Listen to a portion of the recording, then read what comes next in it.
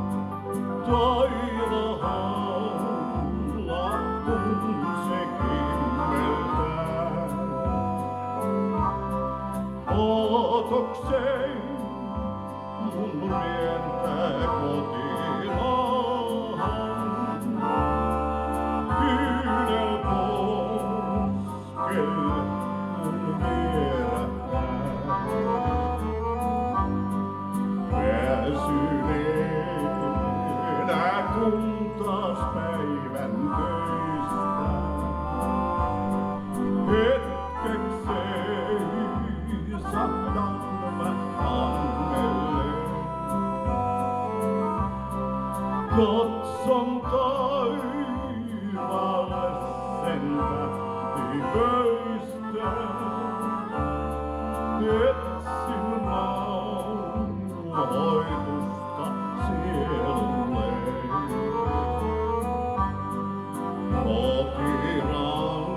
Kotirannat rakkaat on siellä, mistä suunnan otin länteen. Vaarat väijy aina tuolla tiellä, on monen hauta meri viimeinen.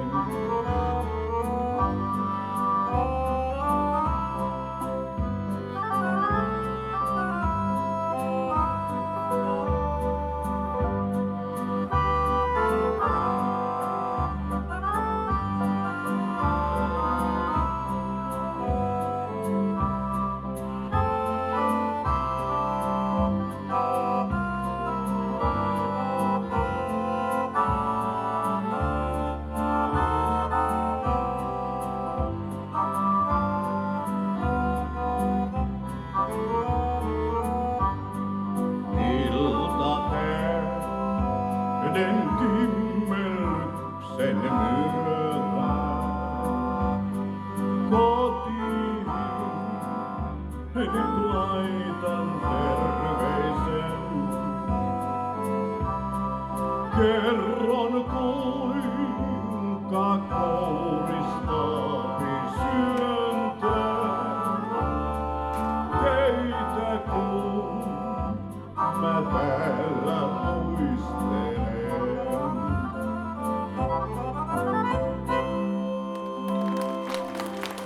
Paljon kiitoksia.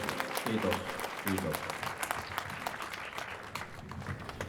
Olavi Virta oli tangoistaan hyvin tuttu mies myöskin ja sellainen upea tango, minkä muistaakseni Ola on itse sanoittanut, kun ilta ehtii. Nythän on ilta.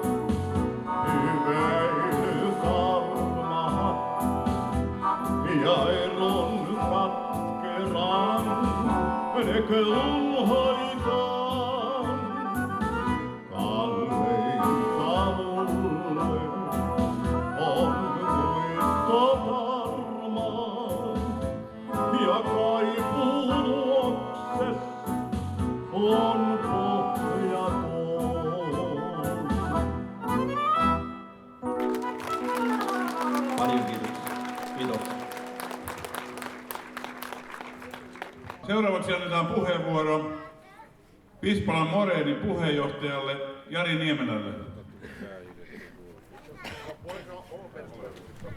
Morjeksia kaikille, tervetuloa arvoisa juhlakansa. Oskari Olavi ilmeen menehtyi, voisin kuvitella varsin vivahteikkaan ja monessa mielessä runsaan elämäntaipaleen päättyessä päivälle tasan 43 vuotta sitten. Olavi Virta asui viimeiset vuotensa tässä Iso-Simolan talossa. Vietämme nyt Olavi Virran 100-vuotisjuhlavuotta, jota on vietetty jo vähän siellä sun täällä, niin kuin olemme kuulleet muun muassa Seinäjoen tangomarkkinoilla ja monissa yhteyksissä. Tämä teema on ollut tänä vuonna julkisuudessa. Me ruuvaamme hetken kuluttua laulajalle muistolaatan tämän talon seinään tuohon kadun puolelle. Siinä muuten näyttää olevan tuonne valo ulkopuolella ja sen alle se kohtapuoliin laitetaan, jotta ohikulkijat ja kaikki huomaavat tämän jatkossakin tämän kunnianosoituksen. Uskon, että tämä laatan paljastus ja ruuvaaminen seinään hetken kuluttua on varmasti kaikkien pispalalaisten, entisten ja nykyisten ja kaikkien täällä läsnäolijoiden yhteinen muisto ja kunnianosoitus Virran elämäntyölle. Olavi Virran levytysura alkoi ennen talvisotaa ja jatkui pitkälle 60-luvulle. Terveyden heikentyessään mestari sitten hiljalleen vetäytyi julkisuudessa, kävi joillakin keikoilla. Joskus 70, eräiden mukaan 71 tai jopa 72 hän olisi viimeisen keikkansa laulanut. Tästä on hieman epäselvyyttä. Elämänsä aikana hän lauloi, niin kuin tässä aiemmin lausuttiin, reilut 600, joidenkin lähteiden mukaan lähemmäs 700 kappaletta, hieman laskutavasta riippuen, mutta on siinäkin yhden ihmisen elämälle ja uralle mittaa. Tarkat tiedot ja detaljit voitte lukea erilaisista elämäkerroista, joita on ilmestynyt erittäin paljon vuosikymmenten mittaan. Osa niistä on hyviä, osa suorastaan sanottuna huonoja. Niitä täydentää erinomaisesti kirjoitettu ja ihailtavan täsmällistä paneutumista Olavi Virran uraan osoittava tietokirjailija Hannu Nybergin tänä vuonna julkaistu teos Olavi Virta Hurmiosta Turmioon. Tämä teos kannattaa sikälikin lukea, että se kertoo paljon suomalaisesta populaarikulttuurin maastosta, suunnilleen talvisodasta näihin päiviin itse asiassa. Eli paljon muustakin kuin mestarista itsestään. Virta eli todellakin hurmion ja turmion. Nousu kansakunnan kaapin päälle syntyi kovalla työllä, oppimisella ja puurtamisella, mutta myös näin uskoisin luonnon lahjana saadulla äänellä, jonka hän tosin jalosti huippuunsa 50-luvun alkupuoliskolla Kipparikvartetissa laulaessaan täyteen huippuunsa. Tuolloin syntyi vahva ja voimakas ääninen Olavi Virta, jonka voittanutta ei ilmeisesti ole vielä esiintynyt tai näinä päivinä nähty, ellei sitten, siellä on käsi pystyssä jollakin lailla, selvä juttu, saas nähdä. Näin ainakin kerrotaan ja sanotaan, mutta sitten kun se päivä koittaa, niin hyvä niin. Voisi sanoa, että pääasiassa 50-luvun alkupuoliskon ja 40-luvun tuotanto on Olavi Virralla, tai oli äänenkäytöltään ja dynamiikaltaan pikkusen hentoisan puoleista tai ohuen puoleista, vaikka kappaleet olivat kyllä hyviä, ei siinä mitään. Vasta kun sitten Kipparikvartetin mukana Ola, niin kuin on kerrottu jossakin kirjoissa, oppi laulamaan kovaa sen takia, että olisi saanut äänensä 3 muun kovan laulajan remmissä kuuluviin, niin tästä hän osasi sitten kehittää sen tekniikan, joka kuului ja kuuluu edelleenkin levyiltä hänen kulta-ajan tuotannossaan 50-luvulla 60-luvun puolelle. Hyvät ihmiset, hurmio päättyi turmioon, mutta osasyynä oli myös ilman muuta haukkamainen media, joka osin väärin tiedoin ryhtyi lyttäämään Olavi Virtaa 60-luvulla. Toinen osasyy saattoi olla se, että kuningas alkoholi maistui Olalle aika paljon. Siitä ei ole epäselvyyttä ja sen varmasti kaikki tunnustavat. Mestari Virta ei olisi tietenkään ollut niin suuri ilman huomattavia ja nerokkaita säveltäjiä, toisaalta sanoittajia, joista nyt voisi mainita vaikkapa Toivo Kärjen tai sitten Reino Helismaan, sekä koko suomalaisen sodan jälkeisen musiikkiteollisuuden puurtajat, sieltä löytyy sovittajia, sieltä löytyy tuottajia ja niin edelleen. No tietysti koneisto jauhoi rahaa, joskus floppasi, kuten asiaan kuuluu, se on viihdebisneksen sellainen ikuinen lanka tai ikuinen laki, että toisinaan menee hyvin, toisinaan huonosti. Virta nousi tässä koneistossa merkittäväksi tekijäksi, mutta Ola puki todeksi monen ihmisen unelman olla kuuluisa, saada rahaa ja mainetta. Eivät sitä kaikki halua, mutta jotkut sitä ilmeisesti haluavat. Mutta ylpeys käy aina lankeemuksen edellä. En väitä, kun en Virtaa tuntenut, että hän olisi ollut ylpeä ihminen tai ylpistynyt jotenkin omasta urastaan. Mutta jonkinlainen lankeemus hänelle kuitenkin kävi.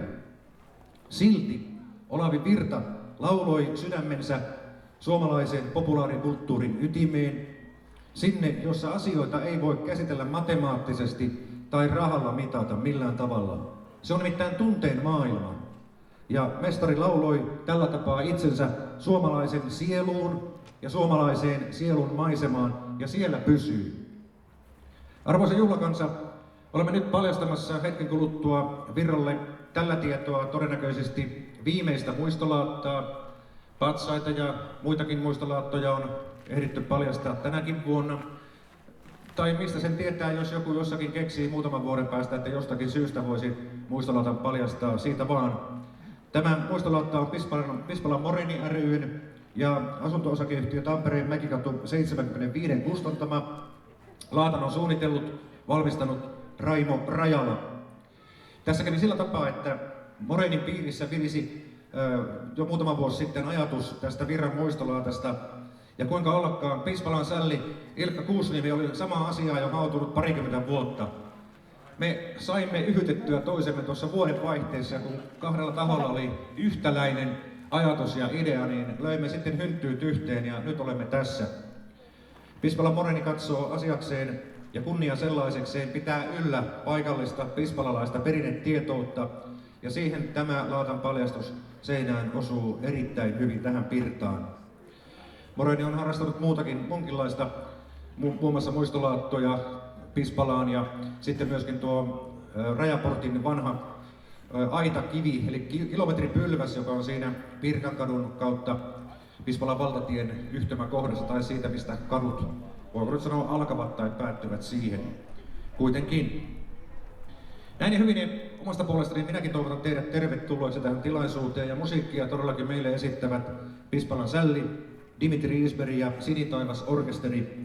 Alussa viittasin siihen, että tämä päivä 14. heinäkuuta on Olavi Virran kuolinpäivä.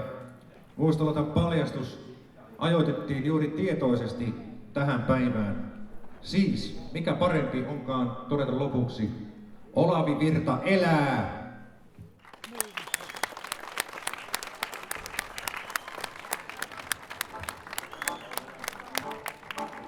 Ja sitten otetaan vielä tähän toinen mestari, tamperelainen mestari, joka on tuntenut henkilökohtaisesti Olavi Virran, ja Jari haastattelee häntä. Matti Heinivaho.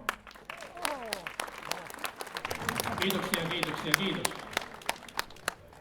Minä tutustuin Olavi Virtaan vuonna 1956.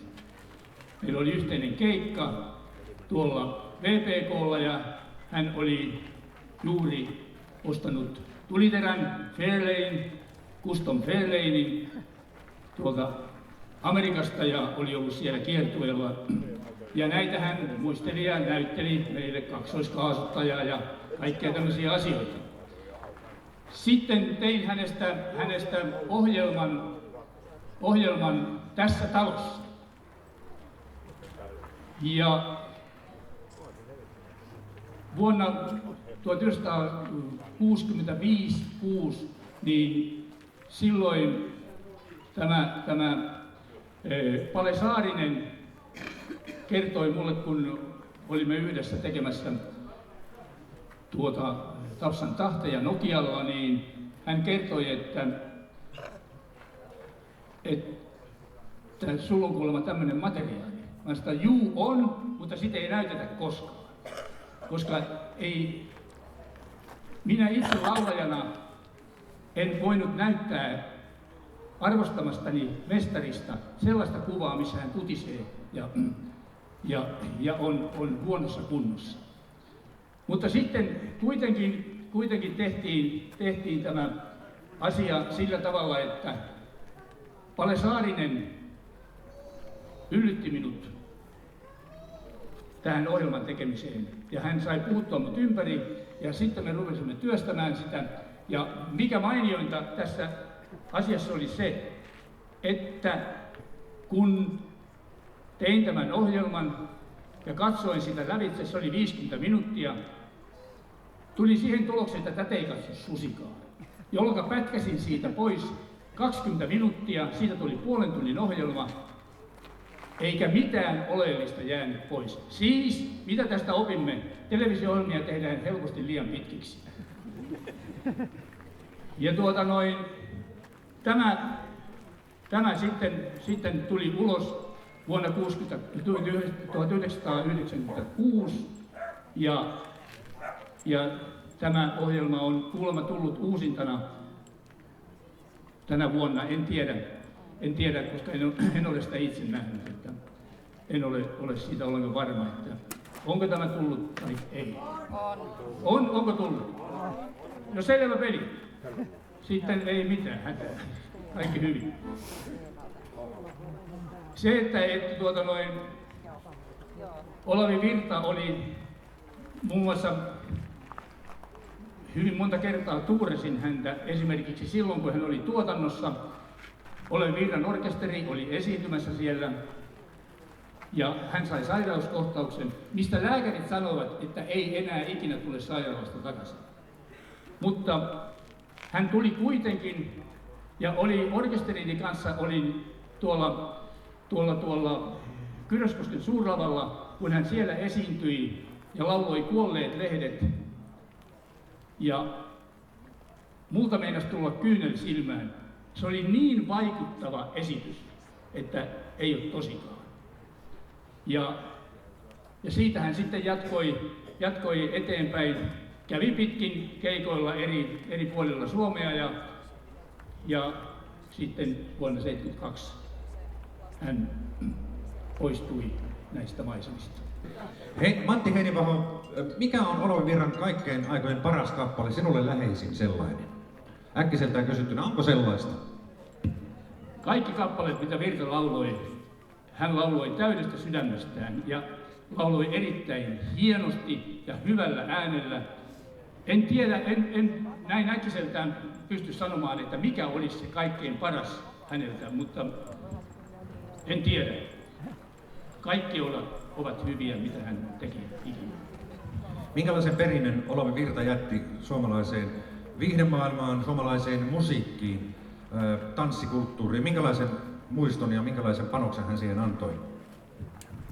Loistavan. En mä voi mitenkään muuten sitä sanoa muuta kuin, että hän todellakin antoi hyvän panoksen kaikkeen siihen, mitä hän teki.